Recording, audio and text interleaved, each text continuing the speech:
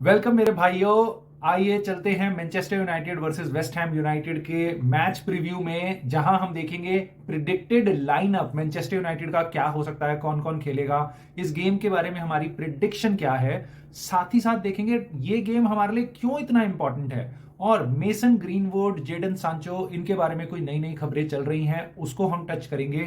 सबसे पहले इस वीडियो को यार लाइक कर देना, चैनल को सब्सक्राइब कर देना, वो भी बहुत जरूरी है, क्योंकि और भी चीजें बहुत जरूरी है, जैसे कि ये गेम एरिक टेन हाग के लिए, मैनचेस्टर यूनाइटेड के लिए। आपको दिख रहा होगा कैसे हमारी टीम चेंज हुई है पिछले दो गेम्स में, न्यूपोर्ट के अगेंस्ट भी और वुल्व्स के अगेंस्ट भी। फुटबॉल अच्छी देखने को मिल रही है, अटैकिंग फुटबॉल देखने को मिल रही है। उसका कारण है कि हम पीछे से बिल्डअप कर पा रहे हैं। एरिक टेन हाग के जो फेवरेट प्लेयर्स हैं, बेस्ट 11 है हमारी पिछले गेम में स्टार्ट करी थी। दैट इज गुड टू सी। हमें ऐसा लग रहा है यूनाइटेड फैंस को कि अब यहां से हम इंप्रूव करेंगे। ये फर्स्ट हाफ हमारा सीजन इंजरी प्लेग्ड था, सारे प्लेयर्स इंजर्ड थे मेन मेन, और अब हमारे फर्स्ट लाइनअप में सारे इंपॉर्टेंट प्लेयर्स वापस आ चुके हैं। तो अब यहां से हम पिकअप करेंगे और कैच करेंगे टीम्स को अपने ऊपर। बट हमारे साथ ये पहले भी बहुत बार हो चुका है कि हमें ऐसा लगता है वाह यार अब ये चीज चलने लग गई है, अब शायद हम यहां से बेटर ही होंगे, और अगले मैच में ही हमारी सारी एक्सपेक्टेशंस पे पानी फिर जाता है। तो ये धोखा यूनाइटेड फैंस बहुत बार खा चुके हैं। तो क्वेश्चन है, ऐसा हो सकता है कि ऐसा लगा था कि गेम अच्छा खेलेगी यूनाइटेड, अब से पिकअप करेगी, बट वापस और नई प्रॉब्लम्स आ गई हैं।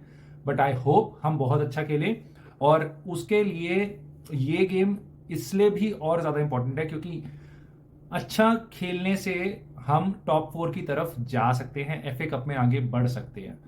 टॉप 4 में की तरफ जाने के लिए पहला हमसे ऊपर बंदा है वेस्ट हैम, उसके बाद एस्टन विला। इन दोनों टीम्स के अगेंस्ट हम खेल रहे हैं इस हफ्ते और नेक्स्ट हफ्ते। नेक्स्ट दो मैचेस हमारे इन्हीं टीम्स के अगेंस्ट हैं। और जब मैं वीडियो रिकॉर्ड कर रहा हूं दोस्तों, इस टाइम पे टॉटनम 1-2 ड्रॉ करा चुकी है, तो उन्होंने अपना पॉइंट लूज करा है, वो 4th प्लेस पे हैं। टॉप 3 टीमें हम देख ही नहीं पा रहे हैं, बहुत दूर है हमसे, बट चौथी प्लेस, पांचवी प्लेस बहुत इंपॉर्टेंट है। इस टाइम पे यूनाइटेड का ये गेम, अगला गेम बहुत ज्यादा इंपॉर्टेंट है। ये गेम बहुत जरूरी है जीतना, अगर हमें टॉप 4 में बने रहना है। तो वेस्ट हैम आ रही है हमारे घर पे खेलने के लिए, तो आई होप हम अपनी फॉर्म कंटिन्यू करें और ये गेम निकालें, और उसके बाद देखा जाएगा एस्टन विला का गेम, क्योंकि एस्टन विला में जाके खेलना है हमें अवे, और एस्टन विला काफी तगड़ी फॉर्म में है दोस्तों। ये दोनों गेम्स बहुत क्रूशियल होने वाले हैं। तो पहली नजर डालते हैं अगले गेम पे जो वेस्ट हैम के अगेंस्ट है, हमारा लाइनअप क्या हो सकता है। तो दोस्तों हम स्टार्ट करेंगे वापस आंद्रे ओनाना के साथ। जी हाँ, ये वही बंदा है जो आपको ऑलमोस्ट हार्ट अटैक दिला सकता है, क्योंकि इसको देख के यार कॉन्फिडेंस नहीं आ रहा बिल्कुल। वेस्ट हैम तगड़ी टीम है, सेट पीसेस पे हम कोई बहुत अच्छी टीम नहीं है, वेस्ट हैम स्ट्रांग है। वो देखने वाली चिंता होगी, क्योंकि आंद्रे ओनाना कॉर्नर वगैरह में स्ट्रगल करता है, और कहाँ स्ट्रगल करता है जब उसके गोल पे शॉट आते हैं। तो भैया उनकी टीम में है प्लेयर जो वॉर्ड प्रॉस, जो फ्री किक मास्टर है यार। मतलब वो, मेरे को बहुत डर लगेगा अगर ओनाना है और सामने उनके वार्ड प्राउस है और उसको फ्री किक मिली है एक अच्छी पोजीशन से। ये सारी चीजें देखते हुए डर लग रहा है, बट आई नो कि आंद्रे ओनाना ही स्टार्ट करेगा गेम। आई होप ये भी इंप्रूव हो यूनाइटेड की तरह, बट लेट्स सी क्या ये फेलियर होगा या सक्सेस, नहीं पता हमें। बैक फोर की तरफ चलते हैं तो दोस्तों वही सेम बैक फोर होगा, डेलो, शॉ, और बीच में वरान और मार्टिनेज। मार्टिनेज को लेके कंसर्न था, क्योंकि उनको पिछले गेम में बुला लिया गया था गेम के बीच में, और लास्ट में उनको देखा था काफी बड़ी पट्टी चल रही थी और आइसिंग कर रहे थे अपने लेफ्ट फुट में। उसका एरिक टेन हाग ने बोल दिया है कि दैट वाज अ प्रिकॉशन, क्योंकि ये प्लेयर्स काफी देर बाद आ रहे हैं इंजरी से वापस, उनको बचाना बहुत जरूरी है। इसके कारण वो बाहर था, बाकी कोई बड़ी इंजरी नहीं है। Martinez will start. ऐसा हो सकता है कि वो 60-70 मिनट्स के बाद वापस उसको बेंच कर दिया जाए, बट वो स्टार्ट जरूर करेगा। और साथ साथ कौन स्टार्ट करेगा, हमारा हीरो कैसेमीरो स्टार्ट करेगा, और उसके साथ होगा हमारा माइनू, कोबी माइनू, कैसेमीरो, ये दोनों स्टार्ट करेंगे मेरे हिसाब से। कैसेमीरो अगेन इंजरी से वापस आ रहा है, he was okay in the last match. I think इस गेम में वो अच्छा होगा, और वो जैसे जैसे गेम खेलता रहेगा वो वैसे वैसे टॉप लेवल पे पहुंचता रहेगा। 2-3 गेम्स में ही टच हिज पीक फिटनेस, सारी चीजें, और शार्पनेस, और he will be the most important player that we have again. आपको याद होगा first half of the season में उसने 4-5 गोल्स मारे थे इंजरी होने से पहले। I am really looking forward to seeing them both.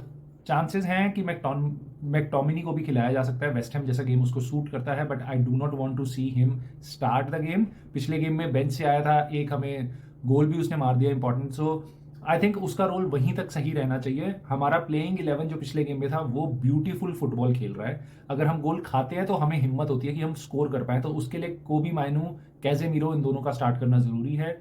साथ ही साथ स्टार्ट करना जरूरी है ब्रूनो फर्नांडिस का उनके आगे, क्योंकि he is the most creative player that we have.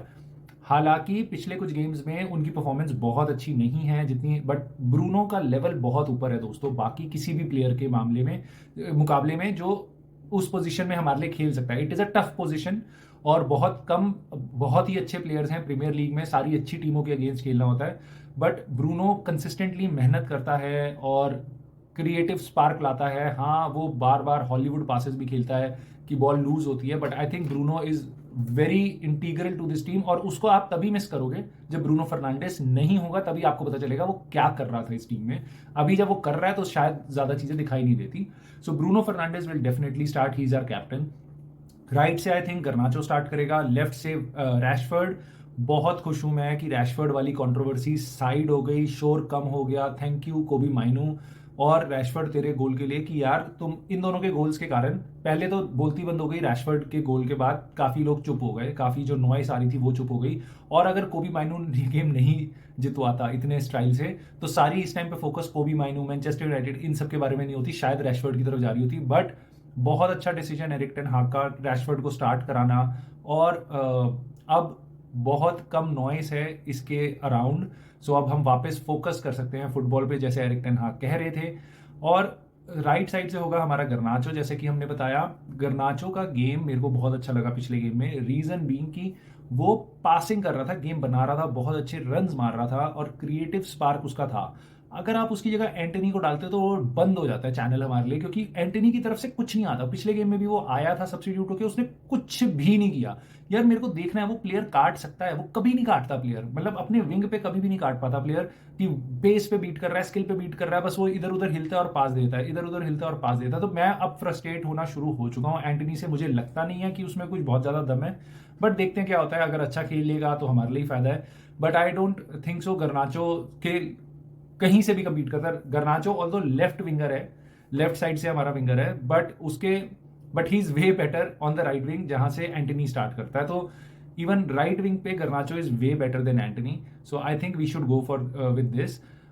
साथ ही साथ गर्नाचो अगर लेफ्ट से खेलेगा तो उसकी आदत है, जो सेल्फिशनेस है कि बार बार अंदर आना, शूट मारना, वो दिक्कत देगा हमें। हालांकि जब वो राइट से खेलेगा तो हील क्रिएट, वो शूटिंग से ज्यादा क्रिएटिव स्पार्क लाएगा, जो हॉयलैंड के लिए हमारे लिए बहुत जरूरी है, और वो स्टार्ट करेगा एज सेंटर फॉरवर्ड। पिछले 2 गेम्स में आपने देखा होगा हॉयलैंड ने 2 गोल्स मारे हैं। पहली चीज इंपॉर्टेंट, न्यूपोर्ट वाले गेम में ही वाज रियली फ्रस्ट्रेटेड क्योंकि उसको कोई सर्विस नहीं मिल रही थी। और दूसरी चीज ये दोस्तों कि पिछला गेम जिसमें उसको सर्विस मिली थी हॉयलैंड को, उसने one of the best United centre forward की परफॉर्मेंस दिखाई बहुत लंबे टाइम के बाद, बहुत अरसे के बाद। तो दोस्तों उसको गेम में लाना बहुत ज़रूरी है, और he can be the leading star of our team, जिस सेंटर फॉरवर्ड को हम सालों से खोज रहे थे। दोस्तों एक और चीज़ है, रैशफर्ड और हॉयलैंड, इनकी पार्टनरशिप पे एरिक टेन हाग बहुत रिलाय कर रहे हैं कि ये दोनों बहुत अच्छा खेलने लगे साथ में का मतलब बहुत इंपॉर्टेंट है दोस्तों। जैसे कि पार्टनरशिप्स जो होती हैं, जैसे रूनी रोनाल्डो थी, वो they take you to another level. अगर आपके 2 फॉरवर्ड या 2 प्लेयर क्लिक करते हैं एक साथ, so that becomes next level. For example Harry Kane amazing है, सॉन अमेजिंग है, बट दोनों जब साथ में खेलते थे उनकी ट्यूनिंग अलग ही लेवल की थी। सो वो हम कोशिश कर रहे हैं, एरिक टेन हाग यूनाइटेड चाह रहा है कि रैशफर्ड और हॉयलैंड की बने। सो ये दोनों का क्लिक करना साथ में बहुत इंपॉर्टेंट है। आई होप हॉयलैंड को सर्विस मिलती रहे और he keep scoring and taking United forward.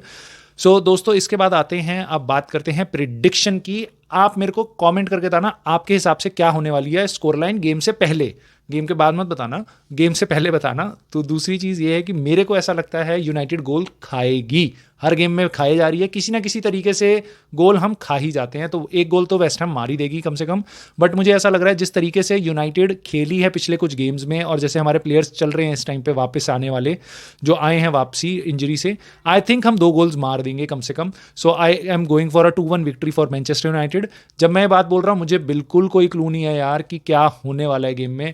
हो सकता है हमें वो यूनाइटेड देखने को मिले जो मेस्मराइज कर दे देख के, और एक दूसरी साइड पे वो यूनाइटेड भी हो सकती है जो चांस क्रिएट ही नहीं कर पा रही है। पूरे फर्स्ट हाफ में एक चांस क्रिएट हुआ है। तो हमने दोनों यूनाइटेड देखी है रिसेंटली ही। आई होप हमें वो यूनाइटेड देखने को मिले जो इस गेम को किल करे, गोल्स ही गोल्स मारे और बहुत अच्छी फुटबॉल देखने को मिले, जो पिछले कुछ गेम से हम देख पा रहे हैं। So let's go with that. Before we sign off, एक लास्ट सेगमेंट है हमारा वीडियो का which is about our right wingers और हमारे उससे रिलेटेड इश्यूज।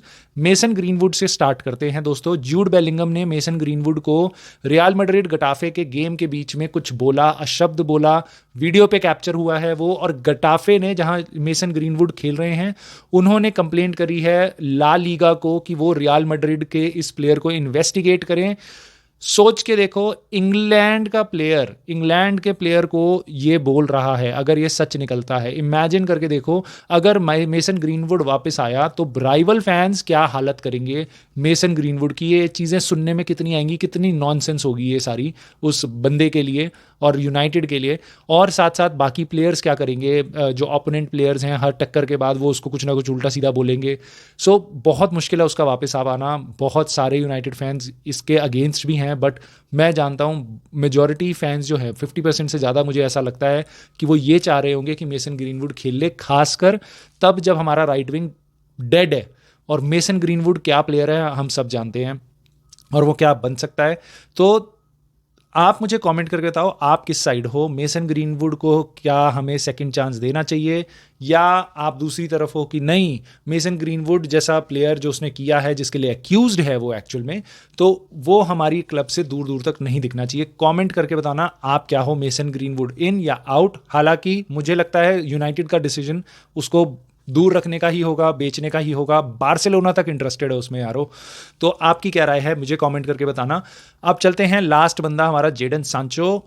डॉर्टमंड से न्यूज़ आ रही है कि चाहे वो कितना भी अच्छा प्लेयर है, बट हम उसको खरीद नहीं पाएंगे क्योंकि हम उसको अफोर्ड नहीं कर सकते, क्योंकि वो बहुत महंगा प्लेयर है। बहुत बड़ी डील करी थी हमने यूनाइटेड के साथ, हम उसके आसपास का पैसा नहीं दे सकते। तो यूनाइटेड के गले में ये एक सांप वापस आएगा समर में।